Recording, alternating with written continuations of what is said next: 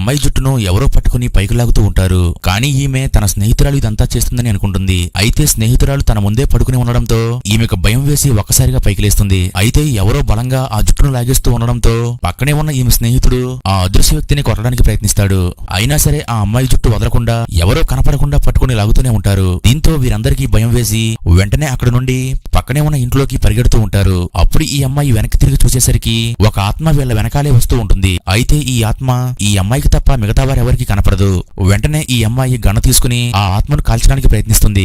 కానీ కంగారుగా కాల్చడంతో ఈమె గురి తప్పుతూ ఉంటుంది. అయితే చివరిగా ఒక బుల్లెట్ వెళ్లి ఈ ఆత్మకు తగులుతుంది. వెంటనే ఈ ఆత్మ కింద పడిపోతుంది. అయినా సరే మళ్లీ ఈ ఆత్మ పైకి లేచి వీళ్ళ దగ్గరికి వచ్చేస్తూ ఉండగా ఈ అమ్మాయి వెంటనే తలుపు వేసి లాక్ చేసేస్తుంది. అలాగే వీరంతా భయపడుతూ ఉంటారు. అప్పుడు ఆ ఆత్మ వచ్చి డోర్ కొడుతూ ఉంటుంది. కానీ డోర్ తీయకపోవడంతో ఒక్కసారిగా ఆ డోర్ ను పగలగొట్టేస్తుంది. తర్వాత ఏమైందో తెలియాలంటే వీడియో లైక్ చేసి నెక్స్ట్ పార్ట్ ని కామెంట్ చేయండి.